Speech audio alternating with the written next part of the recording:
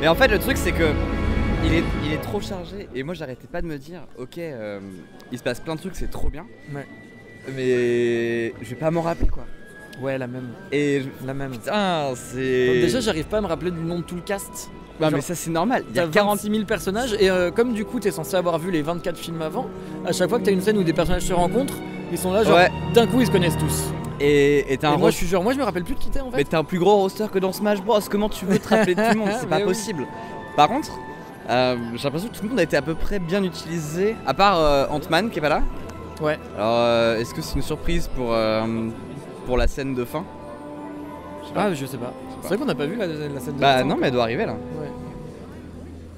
Je sais pas, c'est vrai que j'aime bien Paul Rudd. Je pense que c'est Mais le seul ouais. truc que j'avais bien aimé dans. Ah non, il y a Hawkeye aussi qui est pas là. Je sais pas ce qu'il faut. Ouais, mais ok, il a pris sa retraite dans le Ah, dernier c'est officiel. film choral. Mais voilà, mais en fait, il faudrait un Previously On. Ouais. C'est ça le truc, Ouais. c'est qu'il faudrait un Previously On. Là, on Ouais, n'avait mais- pas le Previously On. Et en même temps, c'est ça que je trouve insupportable dans ces films, c'est que justement, si t'as pas vu les 48 000 films avant, tu comprends pas le Bah film. ouais. Aucun film se tient tout seul. Et vraiment, la première moitié du film, c'est juste genre. C'est un. Eh, tu te rappelles ce qui s'est passé dans Ouais. Thor Ragnarok? Ah ouais, c'est vrai, ça me rappelle un petit Ouais, peu voilà, ce qui s'est c'est passé ça. dans Doctor Tu Strange. te rappelles Hmm. Spider-Man Homecoming, tu te rappelles Ouais. ou pas? Tu l'avais? Non. Et si t'en as pas vu un, t'es genre, bah non, je me rappelle pas. Le délire avec les nanoparticules là. Ouais, alors, par contre, la science on a dans un ce film, on va pas en parler. Hein. c'est clair. C'est quoi genre, t'as un moment où il y a Thor qui rallume une étoile et t'explique pas la science derrière, c'est juste genre, tu sais quoi, je vais prendre mes mains, une corde, Je tire un et raton ça- laveur, ça allume on une va étoile. rallumer une étoile. Je suis genre, ok, c'est cool. C'est comme ça qu'on fait. Bah, Ouais. là, ce qui est bien, c'est qu'ils assument le fait de Ouais. dire ta gueule, c'est magique. Ouais.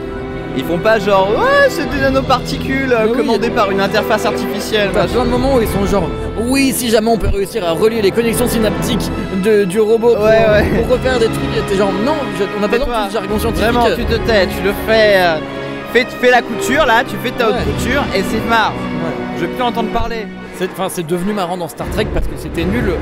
Du coup, ça sert à rien Mais de, oui, de voilà, le c'est retenter ça. là, quoi. Ah ouais. Ah, c'est fort. Ouais. Le générique de fin est vachement bien. D'habitude, d'habitude tous les Marvel, ils ont un générique de fin qui explose et tout, genre ça pète de partout. Et là, c'est le premier générique de fin où c'est hyper sobre. J'ai jamais vu un générique de fin Marvel aussi sobre. Ouais, mais c'est parce qu'ils veulent te vendre l'épisode 2. Salut, c'est Erquat. Salut, c'est Fernandez. Toutes les semaines, on va voir un film et on vous en donne nos impressions à chaud pile quand on sort de la salle de cinéma. Là, on en sort à l'instant. On est dans la rue, on marche, on va chercher un bar pour débriefer ça. Et cette semaine, on a vu Avengers Infinity War. De quoi ça parle, Fernandez, Infinity War? Oh, Avengers Infinity War, c'est un film où genre il y a les gentils, et ils veulent empêcher le méchant de tuer tout le monde. Ouais, mais est-ce qu'il a Et, pas ses raisons? Avengers Infinity War, c'est le film choral qui réunit tous les Avengers et les super-héros de la licence Marvel. Normalement, comme vous êtes des bons élèves, vous avez vu les 24 films précédents, et ben tous les héros sont dedans.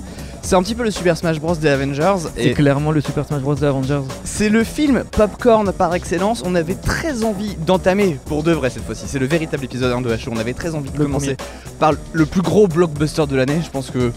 Bon, il Ah reste. oui, il y a il y en a moyen. 2 ou 3 qui doivent arriver derrière, mais a priori, c'est Et tu celui-là sais qui quoi, va je suis mettre même la barre assez haut. pas, je me suis pas assez renseigné, je pense, sur les grosses sorties de l'année. Mais du coup, on avait envie de vous parler de ce film à chaud et on va se poser pour le débriefer en 20 minutes.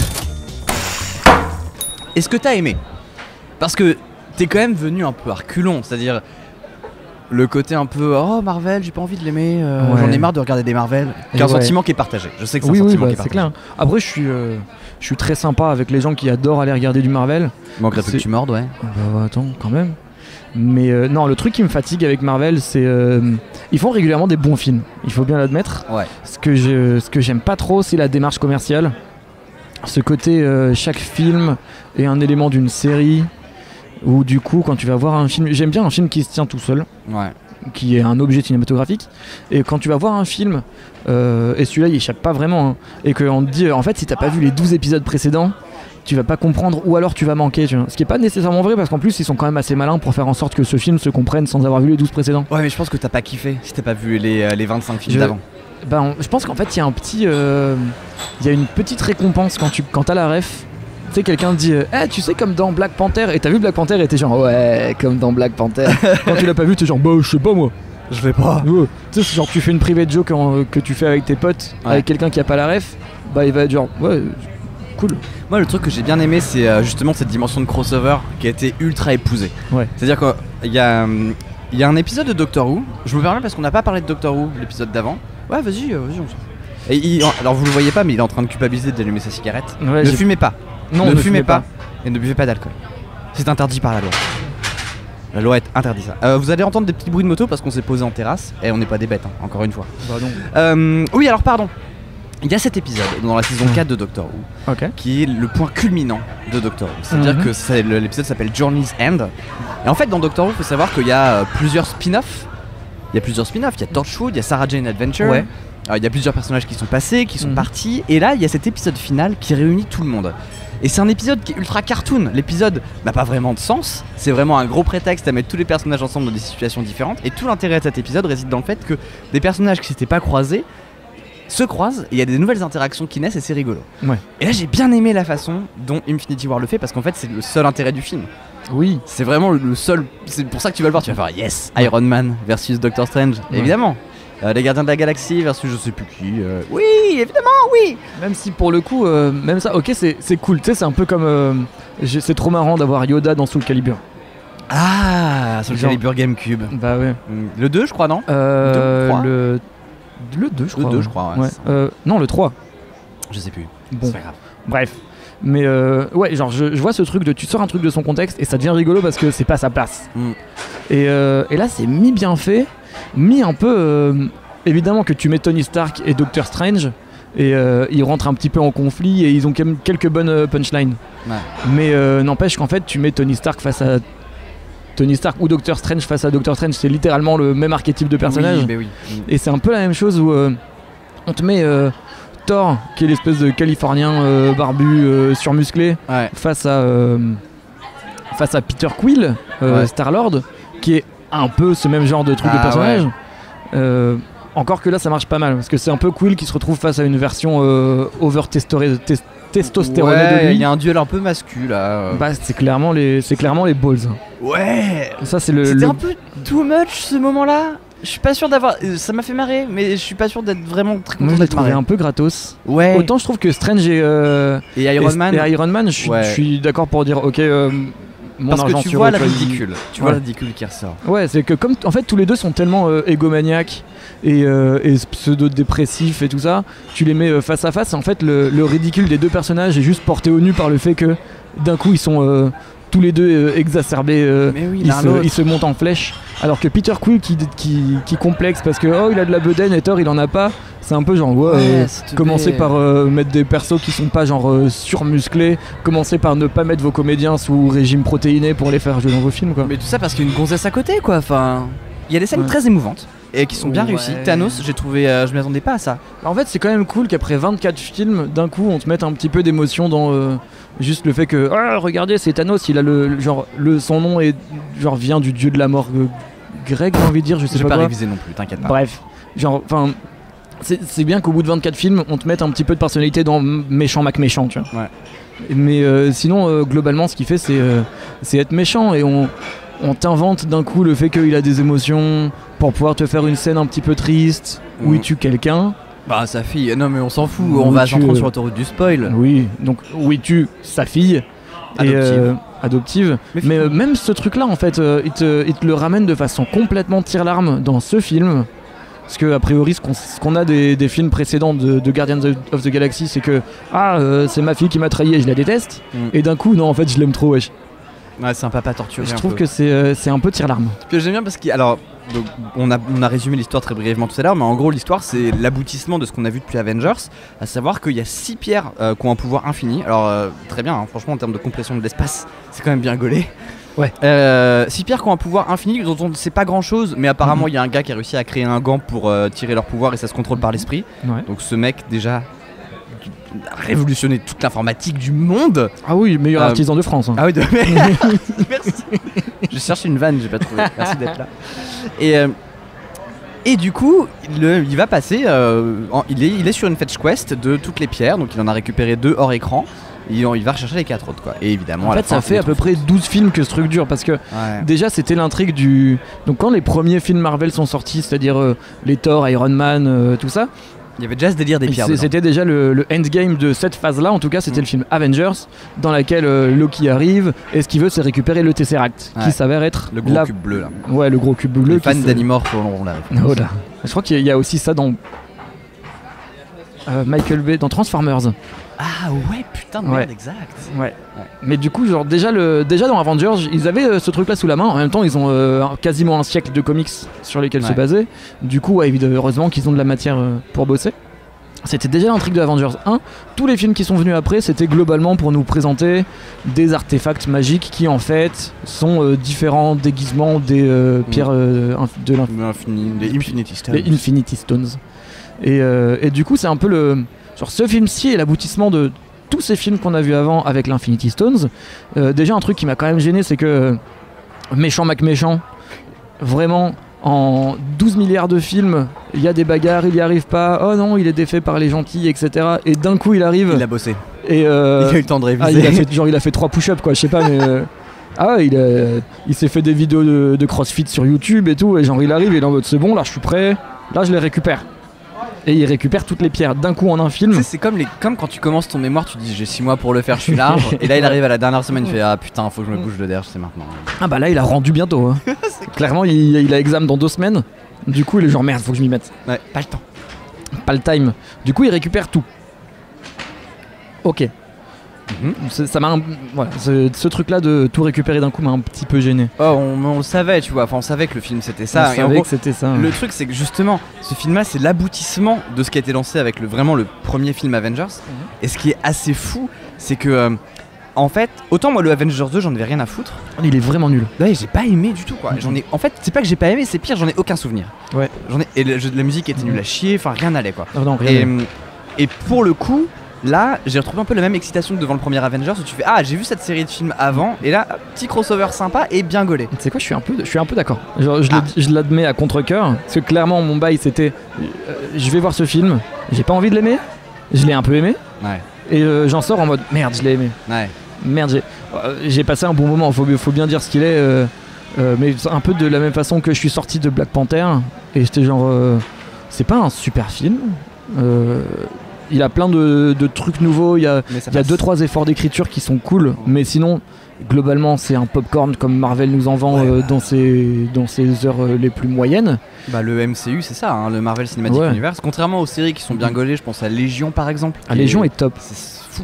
Mais ça sort du lot quand même par rapport aux autres Marvel Légion. Ouais carrément. Bien sûr parce que c'est une série, ça peut installer plus de trucs. Là c'est vraiment grand public. Et puis même par rapport à Agents of Shield, Légion je trouve a beaucoup plus de caractère en termes d'écriture et même en termes de réalisation. Bah oui, et même en termes de jeu d'acteur parce qu'au final le Dan machin là, le mec qui joue le personnage principal, le personnage principal dont j'ai oublié le nom et l'interprète est quand même vachement bien. Et Aubrey Plaza dont j'ai oublié le nom du personnage est juste incroyable. C'est c'est Shadow King. Voilà, bon. je l'ai dit. Bah il l'a dit. En même temps on spoil, on spoil tout. Ouais. Ah, on spoil tout. C'est quoi le truc pour revenir à Infinity War, le truc qui t'a le plus énervé? Je pense que c'est parce que ça arrive vers la fin que je pense que je l'ai encore un peu à vif. On te montre un film qui fait grossièrement 2 heures. Ah ouais, 2 bonnes heures. 2 heures bien pétées. Hein, ouais, je pense qu'on est sur 2 heures, 2 heures et demie. T'as genre 2 heures 20 de grosses bagarres où genre les gentils ils ont des espèces de stratégies et tout. Premier truc énervant. Ils font des bagarres.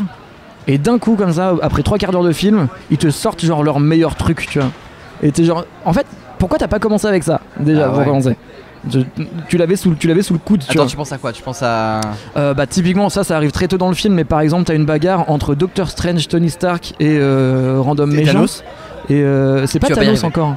C'est le mec qui a un nom de miaulement là, Mew, je sais pas quoi. Ah oui, avec les aiguilles qui rentrent dans le crâne et tout là. Encore plus tôt, genre quand ils se bagarrent. Quand ils sont à New York. Ouais. Ah yes, ok. Quand ils se bagarrent déjà là. Ouais, on va l'appeler Mew. Et on va l'appeler Mew. Et en fait t'as ce truc où ils font des bagarres et d'un coup il y a le magicien, il arrive, il fait un portail de la mort et il enferme un méchant en Antarctique. C'est le syndrome Pacific Rim. Ouais, c'est ça. Il sort de l'épée à la fin. Oui, ouais, exactement. Ouais. Et l'école de Pacific Rim de sortir ton arme la plus forte à la fin. Et t'es un peu genre vraiment t'aurais commencé par ça et il y avait un méchant qui était même qu'un problème. Le truc c'est que il y a vraiment c'est vraiment ce côté. Alors, est-ce que vous avez vu le dernier Avengers? Ok, parce qu'en fait on enregistre un podcast là-dessus, donc on va vous le spoiler comme des merdes. Ah non, c'est Ah, je vous invite à changer de table, du coup je suis désolé. On en parle après si vous voulez, mais on va spoiler de ouf. Hein. Ah on va... Ah bah, mettez-vous genre juste... Non, mais changez avec moi. Mettez-vous peut-être juste là, Parce que du coup, on va vraiment tout spoiler. Là, on a spoilé la fin, vous êtes arrivé à 1 seconde. Et il est très bien. Ouais, il est bien. Moi, j'ai bien aimé. Il est bien. Et il est très très bien. Moi, j'ai vraiment bien aimé. En fait, on est en train d'enregistrer un podcast. une émission, Donc, ouais. du coup, je vous invite à peut-être vous mettre plus par là-bas. Parce que du coup, on va vraiment vous spoiler la gueule. Ouais. Ok, bon courage. Ouais. Donc, du coup, en fait. Ouais. Attends, où est-ce que j'en étais? On disait. Oui, Alors, moi, la bataille qui m'a le plus. Donc, toi, tu parlais de la bataille de New York. Voilà, avec Alors, il y Mew. a la bataille du New York. Si je peux juste glisser comme ça, Ouais. le truc qui m'a vraiment énervé à la fin. Ouais. T'as 2h20 de bagarre où les gentils rivalisent d'ingénuité pour se battre contre les méchants. Ouais. Ils sont super balèzes, ils réussissent presque à avoir Thanos. J'ai quand même bien kiffé cette scène, j'avoue. Alors, c'est laquelle? Ah oui, bah oui. Quand bah, ils moi, sont c'est- sur Titan et moi, qu'ils c'est arrivent cette presque à bataille-là avoir- dont je vais te parler. Et donc t'as 2h20 de bagarre où les gentils rivalisent d'ingénuité pour battre les méchants, ils y arrivent presque, vraiment ils sont super forts, et là ils arrivent au Wakanda et genre t'as littéralement tout le line-up de gentils qui est là, et d'un coup ils sont débiles. Ouais, mais non, mais ils sont débiles tout le film en fait, mec. Ouais mais là spécifiquement genre t'as passé tout le film à les voir être super malins pour battre les méchants, Ouais. et d'un coup il y a Thanos qui arrive, et il doit juste marcher genre 10 mètres. Et sur Ouais. ces 10 mètres, les gentils sont stupides. Ils se ramènent en one-and-one comme des personnages non jouables d'Assassin's Creed. Ouais, Metal Gear, de ce que tu veux. Ou de, enfin, de n'importe quel jeu vidéo ouais. débile avec une IA pétée. Ouais. Ils arrivent en one-one en faisant des trucs débiles. Et lui, évidemment, il roule dessus. Et t'es genre, bah oui, mais parce qu'en fait, on sait que on sait que vous valez mieux que ça. Mais On oui. vient de passer tout le film à vous voir faire.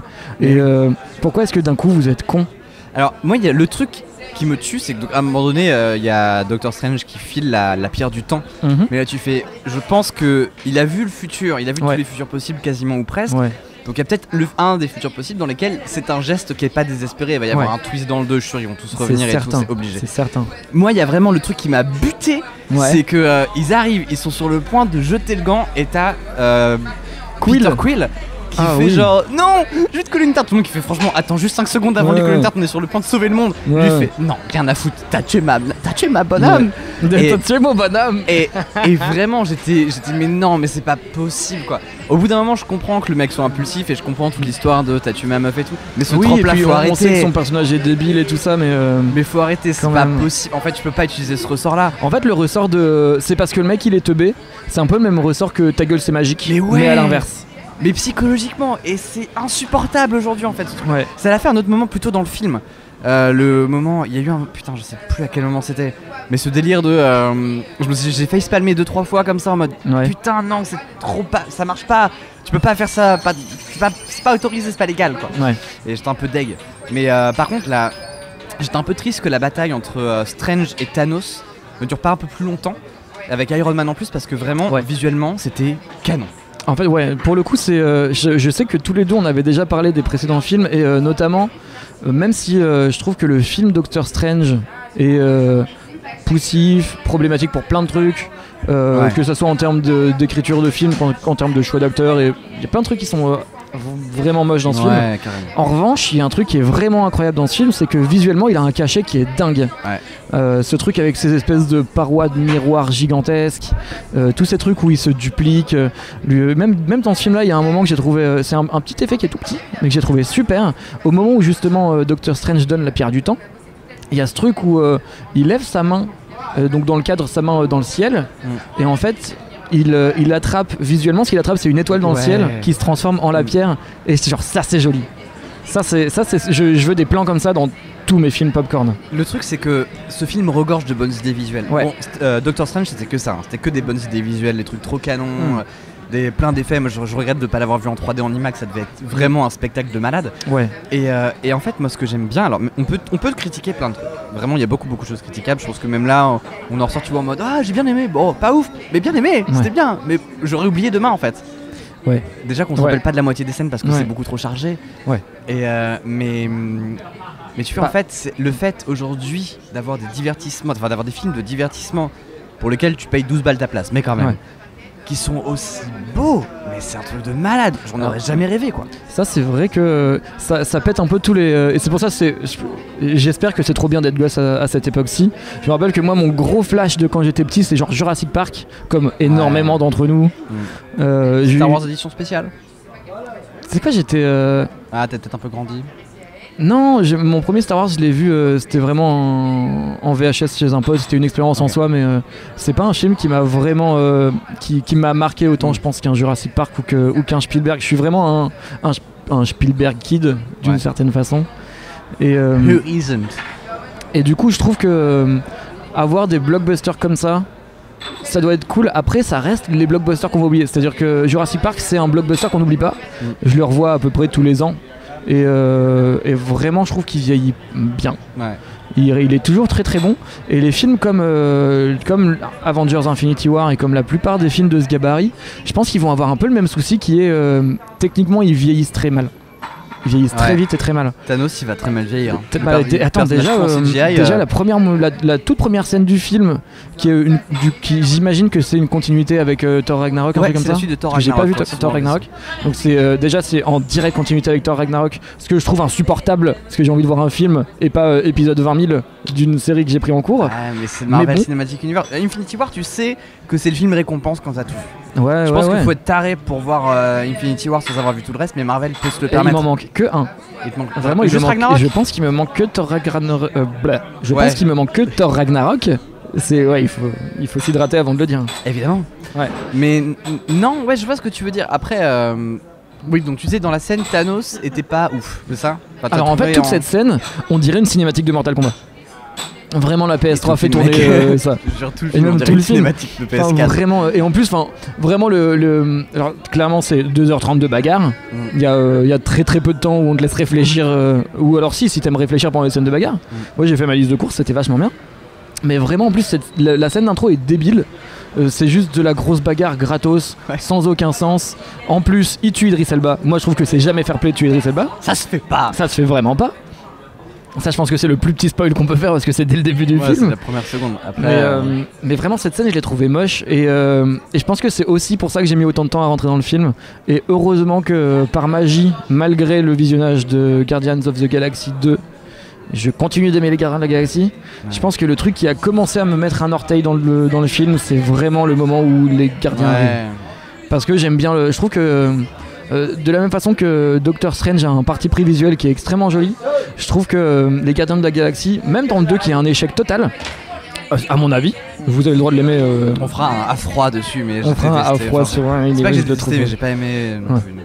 Très artificiel, très mal écrit, mais en tout cas, même si on garde que le premier, je trouve qu'il a un truc avec cette espèce d'univers science-fiction popcorn à la Mars Attack, tu vois, ce côté très des couleurs bubblegum, de la lave rose, visuellement et musicalement il est top, et dans l'écriture des personnages il a un truc cool. Surtout qu'au début le film est très sombre. Infinity War, le début visuellement il est très sombre. Alors je sais pas si c'est le ciné qui faisait ça, j'ai l'impression que l'écran était un peu sombre, mais peut-être que c'est l'habitude d'avoir des télé HD aussi maintenant qui fait ça. C'était un peu aussi, j'ai l'impression, la volonté de Marvel de glisser petit à petit vers des films un petit peu plus lourds. Ouais. C'est un petit peu, et je suis assez content pour le coup que dans Infinity War ils soient pas restés complètement là-dedans. Mais rappelle-toi les suites de Captain America, même Civil War, qui est d'une lourdeur sans fin. Et du coup c'est un peu leur truc à Marvel sur leur dernier film de proposer des choses un peu plus lourdes, un peu plus sérieuses, etc. Du coup ça m'a pas surpris, mais j'étais quand même vraiment content de, justement tu disais qu'en termes d'écriture ça t'avait un peu rappelé Avengers, et je suis d'accord dans le côté rythme, la façon dont les personnages se répondent entre eux, dont il y a quelques vannes qui sont vraiment top, dont t'as des petits temps morts qui sont judicieusement placés au milieu de scènes de vacarme qui font que le film est d'une beaucoup mieux digeste, et deux, régulièrement j'ai quand même ri de bon cœur. Donc il y a un truc en fait, c'est justement ce fameux syndrome Marvel où au milieu d'une scène d'action tu vas avoir une vanne, tu vas avoir des trucs qui vont tomber un peu comme une couille dans le potage, et en fait c'est un peu contaminé tout le cinéma. Il y en a eu pas mal dans Star Wars épisode 8 aussi, des trucs comme ça. En même temps Star Wars maintenant c'est plus ou moins la même prod que Marvel. C'est un débat, on en reparlera pour Solo. On en parlera dans 3 semaines pour Solo. Mais en vrai, là le fait est que ce soit, contrairement au premier Avengers qui était le premier film du genre, donc tu pouvais être néophyte en voyant ce film, Infinity War c'est clairement un film qui s'inscrit c'est le season final quoi, c'est un season final en première partie et à partir de là t'as quasiment pas d'excuses. Si t'as pas les refs en fait le film il te fait je m'en bats les couilles. T'as pas les refs, t'aimes pas, je m'en branle. Et le film assume. Civil War, j'avais l'impression que c'était effectivement un Avengers 2.5 mais qui se prenait vraiment au sérieux. En mode on va vraiment poser un enjeu. Non, vous êtes 4 à vous battre dans un aéroport, c'est pas un putain d'enjeu. Et puis en plus pour le coup là où Infinity Wars réussit vraiment le pari de mélanger plein de persos, c'est que comme tu disais dans Civil War, t'as vraiment ce truc où t'as l'impression que t'as genre 4 mecs qui ont ramené leurs potes sur le parking du Super U et tu vas voir, je vais te dérouiller ta tête. Il y a vraiment cette espèce de bagarre dans l'aéroport du coup dans Civil War qui veut rien dire. Ok, c'est rigolo de voir Ant-Man débouler genre à moitié kidnappé dans le coffre d'une bagnole. J'adore Paul Rudd et du coup. Et même en vrai j'ai beaucoup de sympathie pour le personnage de Ant-Man, donc j'aime bien qu'ils en fassent des trucs un peu désuets et tout ça. Mais c'était un échec et c'est un truc où pour le coup la grosse réussite d'Infinity War c'est vraiment d'avoir fait un film choral où l'intrigue est lisible.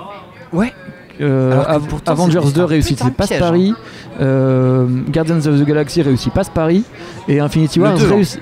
De quoi? Guardians of the Galaxy 1 ou 2 Le 2 pardon. Le 2. Le 1 je le trouve il est très bien. Très très bien. Guardians of the Galaxy 2 réussit pas ce pari. Et là vraiment l'écriture est lisible, le storytelling est propre. Tu comprends les enjeux de chaque personnage, mais en même temps ils ont réussi à faire en sorte que chaque groupe de personnages, même séparés, ait globalement le même objectif. C'est ça. Ce qui en fait fait que à aucun moment, même quand il se passe un truc un petit peu décousu, à aucun moment on se dit ah merde qu'est-ce qui s'est passé. Alors que dans Guardians of the Galaxy 2, t'as ce moment où t'as un groupe qui cherche un truc, un autre qui cherche un truc complètement différent, et en même temps des personnages qui sont même pas les personnages principaux et qui sont à moitié des Deus Ex Machina en préparation, qui font que c'est complètement pas lisible. Là c'est lisible. En même temps, c'est un peu débilos, du coup les méchants sont méchants, les gentils veulent tuer le méchant. Mais évidemment que c'est débilos, mais ça fait partie du contrat, tu vois. C'est normal que ce soit débilos. Mais en fait, justement, on parlait de Jurassic Park, et je veux pas verser dans la nostalgie mal placée. Je trouve que la façon dont on fait des films aujourd'hui, qui est mon époque, qui est maintenant, je trouve que c'est de toute façon tout est un mal pour un bien. Simplement je trouve que dans la façon de faire un blockbuster comme Jurassic Park, ou même pour citer un film plus récent comme Mad Max Fury Road, tu peux faire un blockbuster sans verser dans la facilité, sans prendre les spectateurs pour des couillons et sans leur servir la soupe. Et typiquement je trouve que Mad Max Fury Road c'est une réelle prise de risque en termes de scénario. On peut dire que c'est débile, c'est juste des types qui font un aller-retour dans le désert, et c'est vrai, mais c'est un chouette challenge, c'est un chouette exercice de style, et c'est vraiment un blockbuster avec beaucoup de caractère, avec de la prise de risque, avec des personnages intéressants. Mais Pacific Rim ou même le premier Pacific Rim. En plus si on veut verser dans du blockbuster un peu débilos mais qui est parfait, j'adore Pacific Rim. Je suis allé chez mes parents ce week-end, figure-toi que j'ai retrouvé l'artbook de Pacific Rim. Mais non, il y a un artbook. Oui, et je l'avais acheté et je le regrette pas du tout. Et il est dans cette tradition des blockbusters qui sont bien faits, qui sont bien réalisés. Après on peut toujours dire oui mais Pacific Rim c'est quand même Guillermo del Toro qui est d'une certaine façon un auteur. Du coup tous les blockbusters peuvent pas être réalisés par des auteurs, mais du coup prends Mad Max Fury Road. Le mec qui a réalisé Mad Max Fury Road, il a fait Babe, il a fait un Mad Max, Happy Feet. Il a fait Happy Feet. On peut pas dire que c'est pas un mec qui est habitué au blockbuster qui est pas habitué au blockbuster débilos. Et il fait quand même Fury Road qui est fantastique, ce qui montre que avec les ressources qu'on a, et surtout avec les ressources qu'ont le studio Marvel, ils peuvent nous proposer des choses un petit peu intéressantes et un petit peu intrigantes, comme ils l'ont fait à mon avis avec les Gardiens de la Galaxie. Mais tu peux pas faire ça sur Avengers, parce qu'en fait le truc c'est que t'as... Alors il y a un article qui est très bien, j'essaierai de le trouver et de le mettre en lien du podcast, qui raconte comment est-ce que le premier Avengers a été écrit. Et en fait ils ont pas trop le choix, c'est-à-dire qu'ils partent du principe que tel personnage doit apparaître. En fait c'est un film cahier des charges, de mettre tel perso, tel perso, tel perso, tel perso, tel perso, il y a tel méchant, machin. Et comment tu fais pour que tous ces personnages interagissent ensemble sans que ce soit trop lourd? C'est ça le seul principe du film, c'est que ce soit un film choral. Et à partir de là en fait ta formule c'est une recette, c'est un soufflé quoi. Et tu peux le foirer. C'est pas un espace où tu peux vraiment prendre des risques, je pense. Un espace où tu peux prendre des risques et où malheureusement ça se fait pas. Bon, ils l'ont fait, je pense que pour Ragnarok ils ont pris des risques. Strange ils ont pris des risques, mais encore une fois je me rappelle qu'il était canon visuellement, mais je me rappelle plus, c'est oubliable. Black Panther c'est pareil, c'est canon, il y a plein de trucs bien. C'est très bien quoi. Il y a plein de trucs comme ça. Pour moi, un vrai film de super-héros qui prend des risques, c'est Logan quoi. Et ben tu sais quoi, je pense que c'est con, mais j'ai vu beaucoup de ces films Marvel un peu débilos, justement parce que j'avais cette sensation de si je vois pas tous les épisodes, je vais rater un truc. Ouais. Et là j'ai pas vu Thor Ragnarok et j'ai quand même l'impression d'avoir raté un truc alors que c'est le seul qui Mais manque. oui, ouais, c'est vraiment. C'est débile. Et à côté t'as Logan qu'on m'a vraiment vendu comme un film de super-héros qui est original, qui sort du lot et qui se regarde tout seul, donc qui est sur le papier la recette du film que je vais adorer. Ouais, et tu l'as vu? Et je l'ai pas encore vu. Ah merde. Et je l'ai Dis-moi pas ce que t'en vu penses. encore. Faudra qu'on en reparle parce que D'accord. vraiment, voilà, à voir. Ouais. Juste, on va terminer. Un truc que t'as kiffé quand même dans le film. Un truc que j'ai kiffé dans ce film, même avec toute la mauvaise foi du monde, il faut quand même que j'admette qu'il y a pas mal de choses que j'ai beaucoup aimé dans le film.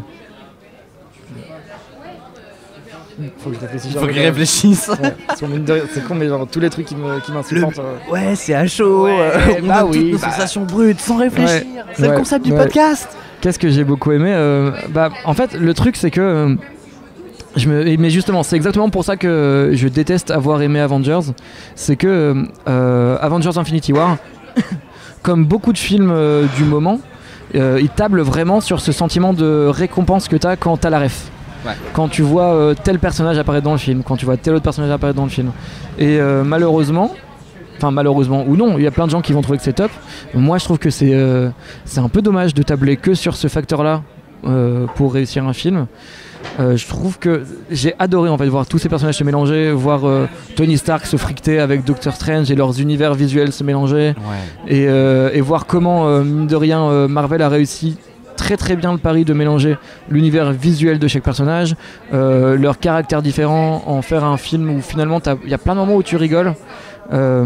Après c'est un film qui est certes hyper débile à l'écriture, qui est hyper linéaire et qui a vraiment un scénar qui tient dans un mouchoir de poche, mais on va pas se mentir, le côté choral marche très bien. Ouais.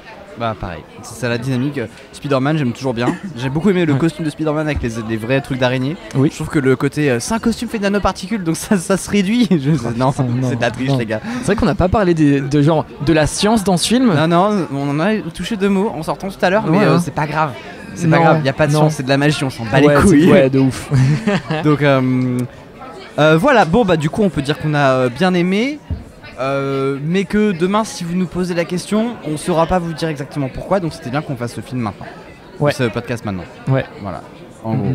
Absolument. Dernier mot. Un dernier mot, bah écoutez, je sais pas si j'ai vraiment envie de vous le recommander. Ah si, Mais, moi, j'en veux, quand même. Pour savoir de quoi on parle, parce que c'est un monument de culture populaire maintenant. C'est clair que c'est un monument de culture populaire. Allez, vous savez quoi? M'écoutez pas, allez voir le film. Mais j'espère qu'ils l'ont déjà eu parce qu'on a quand même tout spoilé quoi. Ça vaut le coup de faire des recommandations. Allez C'est voir vrai, le film dont c'est on nous vrai. a tout dit. Alors déjà. normalement vous écoutez ce podcast si vous avez déjà vu Infinity War. Si vous l'avez pas encore vu, allez. Eh bah déjà j'espère qu'on vous a aidé à vous faire un avis. Et puis ensuite allez le voir. Et puis dites-nous ce que vous en avez pensé. Si vous êtes d'accord. Si vous trouvez qu'on abuse, si vous trouvez que il est finalement bien écrit, si vous trouvez qu'on a tort ou qu'on a raison. Peut-être que ce film c'est du génie. Peut-être qu'il est vachement bien. En tout cas, il est pas nul. Je suis prêt à céder ça. Ouais. Il est pas nul. Du coup, allez voir le film et puis continuer la discussion. Ah, et surtout sur un grand écran. En fait, je pense que ce film se kiffe quand on en prend plein les yeux sur un grand écran. Peut-être même en 3D, je sais pas, mais je suis pas sûr pour la 3D. Alors perso, je déteste la 3D. Ah ouais, j'adore. J'aime pas trop ça. Mais honnêtement, j'ai trouvé que c'était une chouette expérience de le voir sur un écran qui était quand même plutôt agréable, dans une grande salle, dans un grand cinéma de Paris. Allez le voir, je pense que c'est dommage de le voir sur un petit écran d'ordinateur. Ouais, c'est clair. J'ai vu par exemple Doctor Strange sur un tout petit écran. Oh merde. Et je pense que c'est même si je reste sur mon impression de il est pas très bien, je reste quand même sur il est vraiment joli et c'est dommage de pas le voir sur grand écran. Ouais, c'est clair. Donc je pense que c'est un film à voir sur grand écran. Faites-en une expérience de cinéma. Allez voir un film qui est qui va être en tout cas un genre de marqueur dans la pop culture, même si c'est un peu débilos. Ouais, c'est ça. Même si c'est évidemment débilos. Ah ouais, mais grave. Mais on va en avoir plein là. On va voir Deadpool, Solo. Il va sûrement y avoir plein d'autres films qui vont arriver. Il y a Les Indestructibles 2. C'est l'année prochaine ça. Je sais plus si c'est cette année prochaine. Non, je crois que c'est cet été. Hein. Cet été. Je crois que c'est cet été. Il y a 2-3 films qui vont sortir cet été où je suis assez chaud. Yes, bah on sera de toute façon pour les commenter. Et on sera là. Évidemment. Voilà, alors du coup, qu'est-ce qu'on peut vous dire de plus? Rien. Moi j'ai bien aimé le générique de fin, puisqu'il était très sobre, j'ai trouvé ça assez spectaculaire. C'est la première fois qu'on a un générique de fin sobre pour un Marvel, c'était ouf. Ouais. Oui, vas-y. Alors, le générique de fin est très sobre. Un truc qu'on n'a même pas dit, alors que c'est le truc qui me fait tiquer le plus dans tous les films, pas simplement dans celui-ci, le cliffhanger de fin. Ah oui, bah oui, mais C'est un film qui finit sur un cliffhanger. Moi je m'attendais à ce qu'ils mettent vraiment, qu'ils teasent un truc pour le deuxième. Ouais. Là ils teasent Miss Marvel. On s'en fout. Enfin je crois que c'est ça qu'ils teasent, hein. J'ai pas compris. J'imagine que c'est ça, j'imagine que c'est ça. Peut-être pas, peut-être que c'est un autre truc, peut-être que c'est Sailor Moon, je sais pas. Je sais pas. Après, bref. Je vais regarder sur internet. Bref, merci à vous. Non, désolé. Merci à vous d'avoir suivi ce podcast. Du coup, c'était le premier numéro de HO, présenté par Erquat et Fernandez, deux mains de maître. Évidemment, vous mettez tous les commentaires et les étoiles que vous voulez. Vous nous dites dans les commentaires si vous êtes d'accord avec ce qu'on dit ou pas. On est encore en rodage, évidemment, mais on revient la semaine prochaine, encore plus beau. Alors cette fois-ci, ça sera peut-être plutôt vendredi, puisque t'es pas là mercredi, c'est ça? Non, je suis là. T'es là mercredi finalement? Je suis là, ouais. Ah, je croyais que t'étais pas là. Ouais. Et bah finalement, je suis là. Ah, mais il est là. Et ben rendez-vous du coup jeudi prochain vers midi. Pour la critique d'un nouveau film à chaud qui sortira mercredi. Et cette fois, je crois qu'on est sur un classique. Est-ce qu'on sait déjà ce qu'on va voir? Ah oui, on sait déjà ce qu'on va voir. On va voir Rampage et ça va être fantastique. C'est avec The Rock, l'inimitable The Rock. Donc, nos impressions sur Rampage, notre décryptage à chaud, évidemment sans concession. Aucune, voilà. Et sans préparation. Et sans préparation surtout, ça sera jeudi à midi. D'ici là, passez une très bonne journée. Des gros bisous. Oui, oh là là, des bisous. On vous aime fort quand même. Hein. Et prenez soin de vous, buvez de l'eau. Ah oui, s'il vous plaît. Au revoir.